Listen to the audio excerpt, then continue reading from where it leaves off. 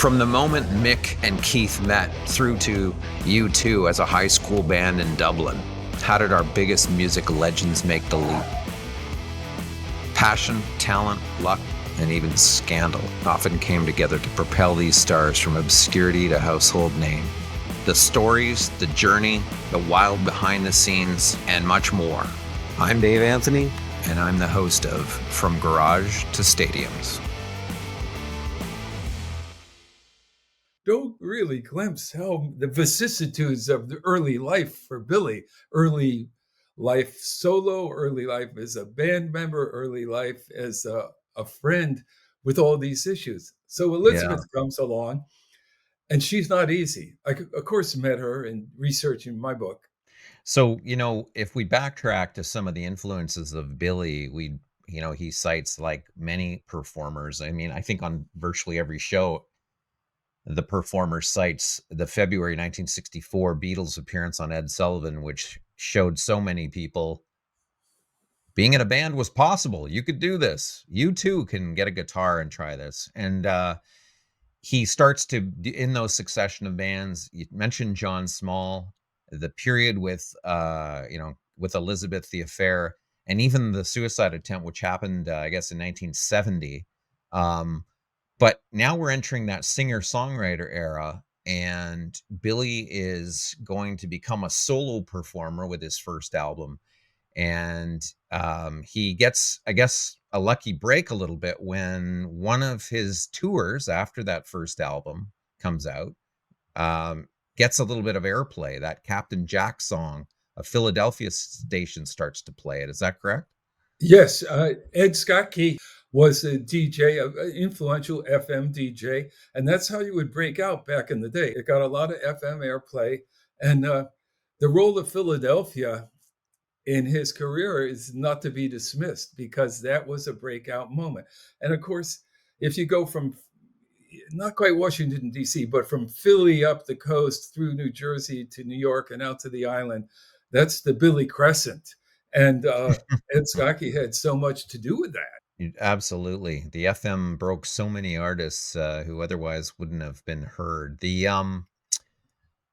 when they moved to Los Angeles, so Billy and Elizabeth, who's now his wife, partner, they moved to Los Angeles, and as you said, John chases them because they have John's and Elizabeth's child. But nevertheless, they end up in Los Angeles, and Billy starts working because the first album didn't sell at all. Really, he ends up working in a hotel lounge singing under the name Bill Martin, Yeah, which will middle soon name. become part of legend because something happens from that is arguably his biggest and most well-known hit. Yeah, the Piano Man. It was really a businessman's lounge, very much is described in the song. And those are the characters, and the waitress is practicing politics. That's Elizabeth. So she was flirty and attractive, and she was making tips. She was probably pulling more money down than Billy. They put bread in my jar. Well, she got those tips. You split some with Yeah, the busboy, Billy's share of the take from the walk-ups at the door. There was going to be trouble. So right. anyhow, these are some of the colorful characters that populated that LA chapter and gave life to, Piano Man, the never to be forgotten Piano Man song. Yeah. Yeah, your book certainly illuminated the details around that song with the waitresses and the patrons and Billy himself at the piano. So, I mean, I think people have heard that song in so many bars played by a piano player that it's become legend as a one of the in the songbook of America. The next album, I guess, after Piano Man was the Street Life Serenade, 1974. Couple songs, The Entertainer, Los Angelinos. And in this period, I guess, soon thereafter, Elizabeth becomes his manager. Billy says, "Why don't you just become my manager?" I guess she's a pretty tough cookie from your description. Plenty tough. Something she did, a kind of infamous Elizabeth anecdote. They were playing in Cuba, which was a very forward-looking thing. And that was the early Billy Marxist, for want of a better term, Yeah, we'll go play Cuba. And that was the era when he'd be on stage in a jersey, like it looked like an ersatz version of a New York So this Jets is like jersey. 73, 74 ish kind of. Yeah, you're homing in on, yeah, but she's running around and she's telling the people who'd been assigned by the label and paid by the label, "You turn that camera off. You're not filming him. We don't have a piece of paper basically authorizing this." So was that a managerial miscue? Perhaps. We'd all love to see that footage. He went down a storm, as the old showbiz saying has it.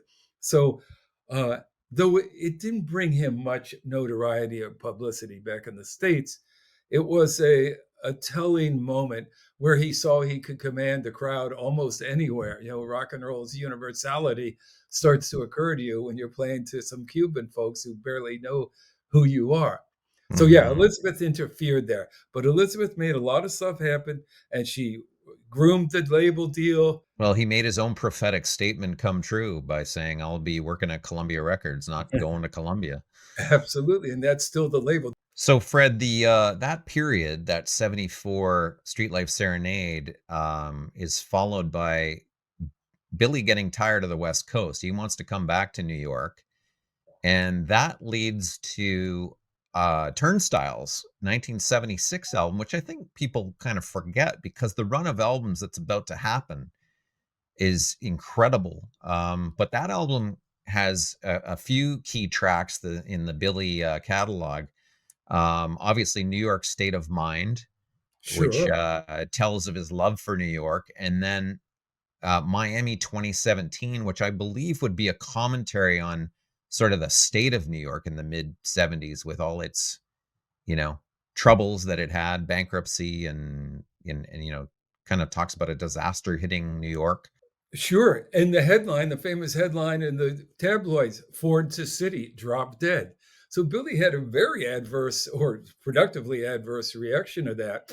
And he got on a Greyhound on the Hudson River line, and he was riding up to this spot, this lovely spot overlooking the Hudson near West Point, very scenic area. And he basically composed a song on the bus, came in, went to the piano, which Elizabeth had the foresight to install in their new home, and out came, New York State of Mind. Um, Miami 2017. Absolutely. And you mentioned a song earlier, Say Goodbye to Hollywood was on that album. And I guess the other song that's um, interesting is Summer Highland Falls, because that's really a nod to mental health and depression at some levels, is it not? Oh, it's either sadness or euphoria, which is a kind of a description of what they used to call manic depression or even bipolarity. He, those are true sentiments, and I think it's one of his most beautifully written and self accompanied songs.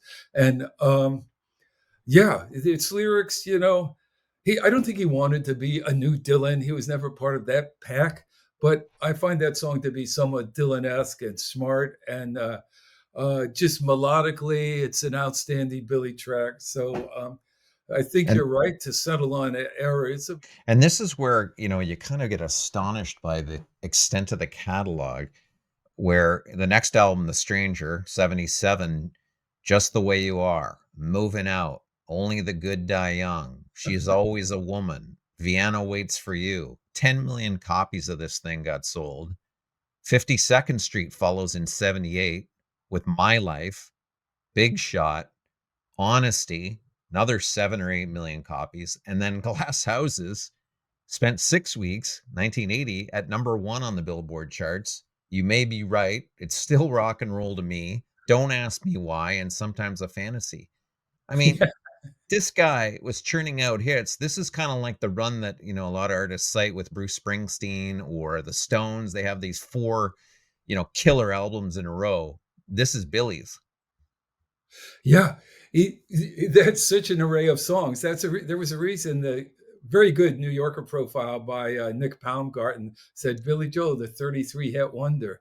You know, it's crazy. He uh, and that's why people go, with that productivity, what's stopping him now? But he performed to a very high standard. I think as we've been discussing, these songs are pulled from the real fabric of his life. And as life settled down, sometimes up, sometimes down, various marriages, I think the material, the coming of age of a young man, aging into an interesting kind of maturity, that's that period that we're talking about. And the stranger, just the fundamental concept of the stranger. There's somebody in us who's part of us we don't really fully know. We're still discovering. That's a great point. We had, Peter Ames Carlin on, who's written about, Springsteen, and he said, Springsteen started out as a young man. You're writing about your experiences as an early 20s, and then, you age and you start writing about kinda the confusion of where you are in this whole thing, and ultimately he writes, Springsteen writes about commentary on society, and that's kinda where Billy starts going, with the next albums into Allentown and Goodnight Saigon. And so the introspective songs become more of a commentary on the outside world. It's like he's moving outside his own thinking into sort of observing. Absolutely. And he's never claimed to be a spokesman for more conceptual societal things. He'll dodge that because he's an unpretentious guy, basically. But yeah, But and I he's think this intelligent. Like in your book, he talks about societal issues, and it's interesting to hear his take. yeah, I mean, Allentown thing. I don't want to turn this into something political, but the folks in Allentown, you know, our fathers fought the Second World War, took their girlfriends to the Jersey Shore. That was a real world. And again, it's that eastern, very eastern seacoast kind of world. But he honed in, having played in places like Allentown. What I want to talk about right now is this is a crazy situation. His wife and him split up in 82. She was managing him. And as you said, Frank Weber, the brother-in-law, Billy's brother-in-law, Elizabeth's brother, he in turn sues his sister and Yeah. says, "Billy, I'll take care of you." And Billy's impressed because he's like, "Well, wait a minute. If you're going to fight your own sister to protect me, I do want to work with you because you're a businessman and you can help me." Yeah. Oh, it's such an interesting time. And though I Like met you wouldn't Frank, if you read this in a script for a movie, you'd go, that's not believable." no, And I want to get to the litigation that ultimately happens.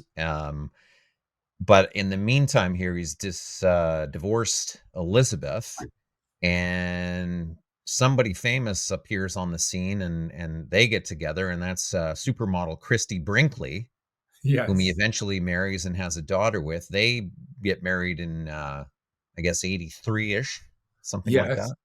sounds right. And, you mentioned your love of the doo-wop era. It's kinda the Innocent Man album starts it's really a tribute to the doo-wop groups of the '50s and '60s with songs like The Longest Time, Uptown Girl, and Christy appears in that video, which got heavy rotation on MTV.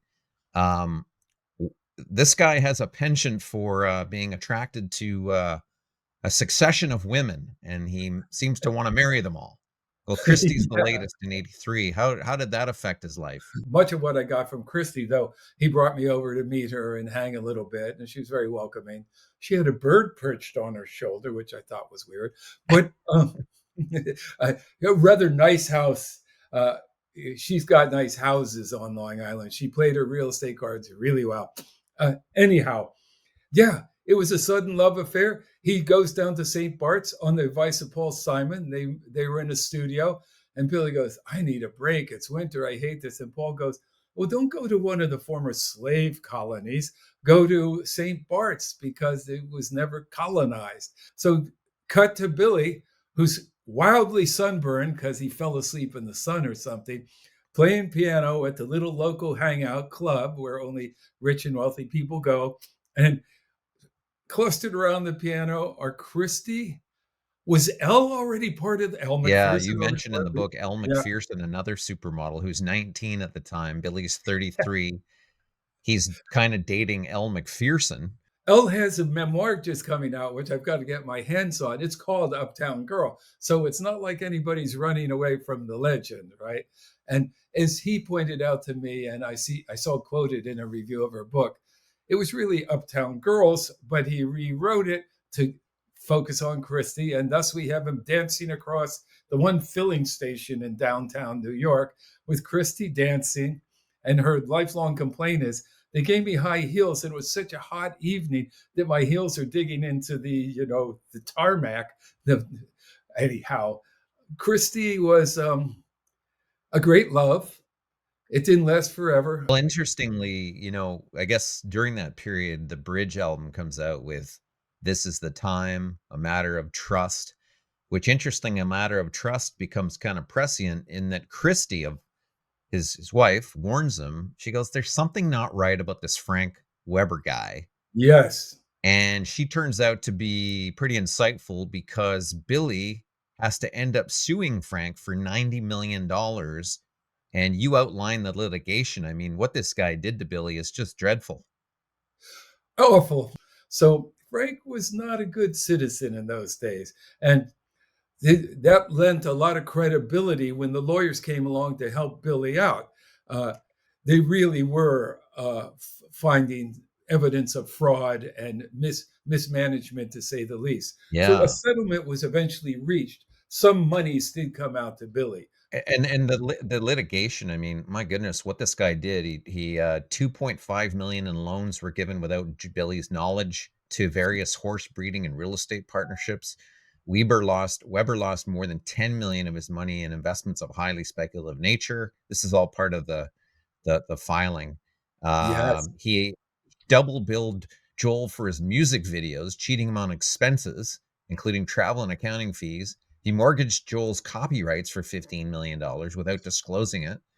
He used phony financial statements to trick Billy into believing everything was cool. And ultimately, Christie proves to be right because the suit goes forward. But as you said, 90 million becomes something like 3 million as the settlement, which is just a joke, really.